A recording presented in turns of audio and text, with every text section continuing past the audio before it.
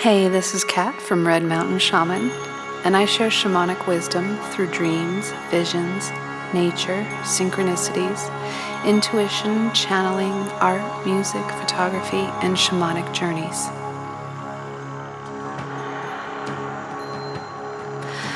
Welcome back to my channel. If you are new here, I will give a quick recap as to how I was led by Spirit to cover the topic of the Freemason, Mormon, and Jesuit influence on our society and mainly Native American culture and spirituality. In my video entitled Gridwork, Ancestral Healing, and Synchronicities in the American West, I shared a channeled message from the indigenous ancestors from the Valley of Fire. They explained to me that the Mormon settlers, unbeknownst to a lot of them, brought a Masonic and Jesuit influence with them that created disharmony within their land and within their people. So, out of my own curiosity, I wanted to explore this message a little deeper through research because I was not aware of any Jesuit-Mormon connection. Before I get into this topic, I just wanted to say that I realize there is nuance in every story and perspective. There are people in Mormonism, Freemasonry, and even the Jesuits that are good people, and Native American tribes that were not always angels. Native Americans also had slaves and tribal warfare, and some of the modern tribal members might be captured by the government. Much of my own family is still Mormon, so this is not intended to bash on any one culture. There is positive and negative on both sides, but what I wanted to explore today is the extensive damage to our modern society and indigenous culture and spirituality that the lay people of these institutions might not even know about or have considered. I also want to be clear that in my opinion, I do think Freemasonry once had some truth and light within it and became corrupted or inverted by certain factions that had darker intentions. Again, some of these people in lower echelons of this organization have no idea what the higher initiates might be involved with. I myself have been through the Mormon temple rituals many times before I renounced my membership, and I can tell you that the majority of it is lifted from Masonic traditions. The early church leaders were all Freemasons and even founded a lodge in Nauvoo. As I have explained, I personally feel like these rituals have been inverted for nefarious purposes. During the Mormon temple ritual, we were asked to give everything, including our own life, if need be, to the church. In contrast, the original ancient Freemasons, as I understand it, supposedly stood for freedom and sovereignty, and I believe they originated from the ancient mystery schools and may be connected to Hermetic esoteric wisdom, which I'm still learning about. I feel that somewhere along the line, the Freemason tradition became corrupted and used along with the Jesuits to usher in an era of control and materialism. This led me to the work of Rudolf Steiner, who founded anthroposophy. Anthroposophy revolves around the idea that humans are able to connect to the spiritual realms. The Jesuits were more based in the opposite, which is materialism, and Steiner has a few different lectures on the Jesuits and their materialistic views and their attack on anthroposophy. This attack is still carried out to this day, and religion often demonizes any spiritual practice based in nature and anyone who has developed their interdimensional abilities to connect with the spiritual realms and ascended beings within them. This attack extends even beyond religion and into our secular society. On the Wikipedia page, for example, the Wikigods paint Steiner as a person whose ideas were based in pseudoscience and pseudo-history, because I believe the powers that have ruled this realm for a long time don't want us developing these spiritual gifts and accessing our divine powers, so they mock them or discount them. Mormonism has a strangely divided view on this topic. The religion itself is founded on the idea of a person gaining spiritual insight from direct encounters with angels, Jesus, and even God himself. But if a lay person has any such encounter, it's often looked upon as demonic or discounted. I remember telling my Mormon bishop that I was interested in developing my psychic abilities when I was in my 20s. He immediately shot me down and told me to steer clear of such things. Since I have developed my own connection to spirit and I am now able to access higher realms, a Mormon family member recently told me that this is not the way that you hear spirit, and that nobody is able to hear specific words, and that you can only feel spirit. I thought this was an interesting perspective, considering that the founder of Mormonism wrote down so many so-called revelations. Now, I do agree that any person receiving information from the non-physical realm can be talking to beings of lower frequencies or trickster beings, and I have explained how I tried my best to avoid this in past episodes, and I might go deeper into how I hear spirit and avoid demonic or trickster energies in a future episode. Now, before I get on with the research I have done, I want to mention that I do not claim to be a historian, and I'm perfectly open to correction. This is by no means a comprehensive overview on this topic, and this topic could be talked about for days. But I just wanted to quickly share a few things that I discovered and that I feel are important for people to consider, as well as direct you to a few sources of information so you can do your own further research if you're interested in this subject. One of the first things I found is that, contrary to what most typical Mormons believe, besides the natives, Mormons were not the first to discover Utah. The Jesuits were in America as early as the 1500s, and Jesuit Franciscan priests came through the Utah Territory in 1776. Catholic missionaries and explorers made maps of the territory. Father Pierre Jean de Smet was a Jesuit priest who gave Brigham Young and the Mormons information on routes and conditions during their migration towards Utah. So the Jesuits and Mormons were clearly in contact with each other. It's easy to come up with the conclusion that perhaps Brigham Young even had knowledge and maps of the area before he left the East and knew exactly what he was looking for because of this Jesuit connection. De Smet was also known for his main title to fame being his, quote, extraordinary power over the Indians, a power no other man is said to have equaled. To give a list of the Indian tribes with whom he came in contact with and over whom he acquired ascendancy or dominion over would be to enumerate almost all tribes west of the Mississippi, end quote. The next thing I found was an article written in the 1800s entitled Mormonism and Jesuitism, which expresses a concern over the infiltration of educational systems. You can look this article up if you're interested in reading it. Another article of interest you can reference is entitled, The Jesuits Created Freemasonic Frauds of Religion. I'm not sure about how much is accurate in this piece, but it is nevertheless fascinating. Then we have the Black Hawk War, which was between the Mormons and the Native Americans. Things did not end well for the Native Americans. Black Hawk actually came to me a few years ago, and he was still very angry about this. I was able to do a healing ceremony between the Mormons and the natives, and it seemed to mend the rift in spirit and bring healing to the land. I may share that experience in a future episode. The next thing I found was a book entitled Whites Want Everything, Indian Mormon Relations, 1847 to 1877. By Will Bagley. If you prefer some highlights from this book rather than reading the entire thing, I recommend a YouTube video entitled Brigham Young's Extermination of the Utah Indians. I'll put a link in the comments.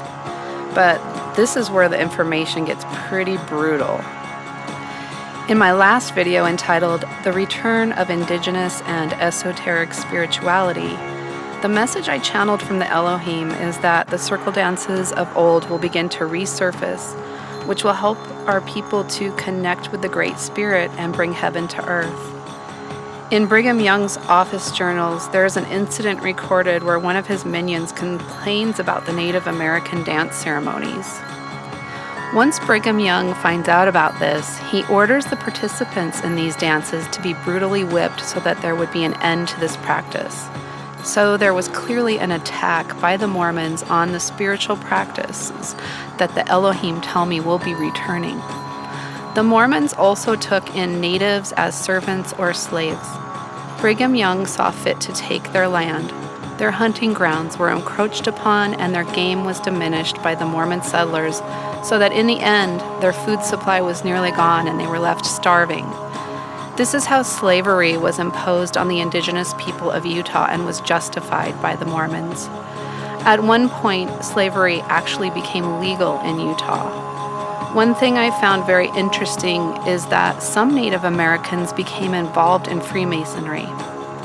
In 1896, Silas Armstrong became the first man of indigenous extraction to be elected Grand Master of a lodge.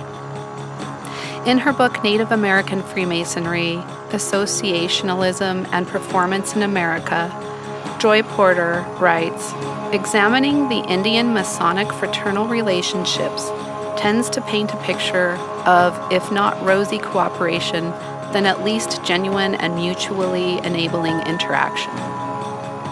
However, the larger truths of Indian dispossession, displacement, oppression, and acute discrimination still stand." The next thing I discovered is a YouTube channel by Eric777. I'll put a link in the comments to his channel, but he goes into some interesting deep dives as to how the Jesuits are impacting our society in our current day. He has one video featuring a Native American lawyer who was in litigation against the Jesuits for sexual abuse of Native Americans, and I believe he's won the case. The news outlet Democracy Now! Has a few interesting episodes about Native American abuses as well. One is how the doctrine of discovery created indigenous genocide. And this doctrine of discovery was put forth by the colonizers, obviously. Another is the Native American protest of the Pope's canonization of the 18th century Spanish missionary, I'm not sure how to say his name, but Junipero Serra, who resided at a former Jesuit headquarters as he played an earlier role in the genocide of Californian Native tribes. The Pope still went through with his canonization despite the outcry of the Native Americans and the abuses that were suffered by this missionary's hand. Then we have the recent unfolding of all the mass graves of Indigenous children in Canadian residential Catholic schools, as well as abuses uncovered on the American side. Children in Canada and America were stripped of their family, culture, spiritual practices, language, and even their hair, and were forced into boarding schools. Many did not make it back home alive. Then I came across another YouTube channel by Peter Santinello. So what he's doing is traveling across America to reservations, and he's interviewing Native Americans. And I believe he's doing this with a good heart in order to create a deeper unity between our races and a deeper understanding of their culture. He has one video called "The Poorest Native American Reservation: What It Really Looks Like." This video explores a Lakota reservation and shows how the Jesuits are still on the Lakota reservation to this day. So the next thing I came across was the early Mormon Church president, Joseph Fielding Smith Sr., displaying the Masonic hidden hand sign that I saw in a local bookstore. I posted this photo on my social media page, and I was quickly attacked by the authors of a recent book entitled Method Infinite, Freemasonry and the Mormon Restoration. The authors Nicholas Latursky and Cheryl Bruno jumped all over this photo, claiming that it was just a popular pose of the day. So I did some more research and found a second photo of these same men. Again, only the president was making this sign. So you would think if it was just a popular pose of the day, they would have switched up the poses a bit and switched up the people who were using these poses a bit. Not to mention, church leaders from several decades earlier were painted making the same hidden hand pose. I also looked into the background of author Nick Latursky, and he is a Freemason. One of the authors is also still an active Mormon. So I'm not sure why they were so rude and so upset about this post, but it does seem like they are trying to paint a specific narrative in this book and are not happy with anyone who might be trying to paint a different picture than they have painted. I also asked them about the Mormon Jesuit connection, since they have apparently been working on this topic for decades, and neither of them seem to have any answers. I have not read this book, but I thought I would mention it here anyway if you are interested in what to me seems like might be a gatekeeper or apologist angle. But still, it's information and it's out there, and I'm open to looking at all information. Okay, so the last thing I came across was a mention of the Jesuits by the current darling of the spiritual community, Ishmael Perez. And I really love Ishmael's energy. I was given his book, Our Cosmic Origins, for my birthday, and I admit I have not read the entire thing yet. But 2 nights ago, as I was wrapping up my findings for this episode, I randomly opened this book to a page where he mentions the Jesuits, and I'll just read the passage here. Quote, "It is important to understand that the Great White Brotherhood, Sisterhood from all dimensions have been working endlessly for the restoration of a new heaven on earth. In politics, they are known as the White Knights, who are not only guarding the Constitution of the United States, which is Zion, government against total abolishing by the Dark Knights of the Jesuit, Illuminati, New World Order clan, but are also working closely with the higher intelligence of the Federation of Planets and the spiritual hierarchy of Earth Angels for the establishment of a worldwide constitution that recognizes, honors, and serves all nations." End quote. So after all of these findings, I decided to ask Spirit if anything was to be added to this episode. And one of my ancestral guides by the name of Sitting Bull came forward. This is what he had to say about it. "Hear my words, friend of the star nations. You are indeed beloved for your healing abilities as you bring the energies of heaven to earth. As an advanced or older soul, you have volunteered to assist in this momentous shift that is taking place on your planet.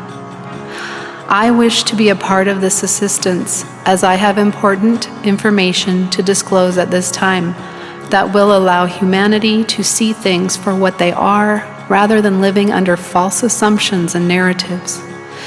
The assumption is that religion was introduced to your society by benevolent beings that have the best interest for your spiritual growth in mind. However, this is simply not so. As the poles shift, everything in your society will be turned on its head. We are preparing you now for the flood of information and uncovering of corruption. What has been done has been carried out with your soul growth in mind, as the veil between heaven and earth has been heavy and thick for a long time. Now the veils are beginning to thin. Many people are beginning to awaken to their true identity as cosmic beings who are much more than their physical avatar. That being said, it is also possible that fallen beings have taken things beyond soul growth and have carried out a darkness that has taken over the free will of humanity and has introduced atrocities that must be told and accounted for. Each being will be held accountable by themselves as well as the Great Spirit over all of creation. There are beings within institutions of religion and secret societies which have been responsible for some of these atrocities I speak of. Rome has been the head of the snake for many years. They have even built their conference center in this form, as they are showing you who they are and revel in their power over others. Although not every being connected to this institution is compromised, the head leaders know exactly what they are doing and have done. The indigenous souls that have incarnated on Earth have been the souls that have been closest to the Great Spirit and Mother Earth. They have a keen knowledge and wisdom of the cosmos and the universe. Although no human or race is perfect, this is still so for the indigenous cultures of the Earth. And this is exactly why they have been targeted. It is within their DNA to carry the wisdom of the cosmos and to prophesy and to bring forth wisdom teachings to raise the frequency of the fallen state of humanity. You will be part of bringing forth this wisdom, as your soul is deeply connected to the people of the Pleiades. This is the reason the ancestors coming forth to you right now are of the Lakota Nation. You are of the Lakota Nation in spirit and in past incarnations. I explain this to you so that you may move into your life path with ease and grace and not be ashamed or diminished of your connection to us or your calling, even as you are not currently incarnated within this tribe. Know that you still carry the frequency of the native indigenous tribes and Star Nation knowledge that will continue to flow through you and into the world for greater understanding of what is to come and why. Even as a young 12-year-old Mormon girl, you were told that you would have communication spirit to spirit, and thus it is. The Great Spirit can speak to anyone within any paradigm, as long as they are open and have ears to hear and eyes to see. You are now living out this blessing that you were foretold of so many years ago, even as you have left the religion in which it came from. The Great Spirit has a way of working all things towards the proper ends for the highest good of all. It is expedient to reveal the atrocities of our people at this time so that a better world can come into being. It is expedient that all corruption is revealed in order to bring about the collapse of the fallen plans of the fallen ones and unite God's people in love and healing. So be it. I give you this message in love and with hope for the forwarding of harmony upon the planet and mending of the sacred hoop that has long been broken. The mending will come as humanity lets down their false perceptions and moves forward in true love and unity. I am Sitting Bull, Chief of the Lakota. I unite with you as beings of the Star Nations. I work with you as an ancestor of peace. Thank you, Sitting Bull. So what immediately stood out in this message to me was the reference to the Star Nations. I have heard this term before and it felt very familiar, but I decided to actually look this up to see what the meaning is. From what I could find, the Star Nation in Lakota beliefs is the relatives throughout the entire universe. So Lakotas are related to all the stars. The star people are the spirits of the old ones who once walked the earth. They offer comfort and guidance home. They are astral beings who visit Native American tribes. So considering this, I find it interesting and enlightening as to why my guides often address me as Woman of the Stars. I also found a channeled book that looks interesting called The Star Nation Messages. Another thing that stood out in this message is that Sitting Bull explains that the indigenous have a keen sense of cosmic knowledge. This can also be referred to as star knowledge in the Lakota tradition. Then he brought up the fact that I was told I would have spirit-to-spirit communication as a young Mormon girl. What he is referring to here is what is called a patriarchal blessing in Mormon terms. When I was given this Mormon blessing as a teenager, I was told I would be communicating spirit to spirit, and this has obviously started to play out in my life now. so the Creator can still give you truth even if you are practicing within a compromised institution. And finally, he speaks of the mending of the sacred hoop. I do believe this is coming as humanity drops its egoic divisions and comes together in true unity. If you're getting anything of value from this channel, please consider helping me out by liking, subscribing, and commenting to support it, and help by sharing with anyone you feel might be open to these messages. Until next week, take care, friends.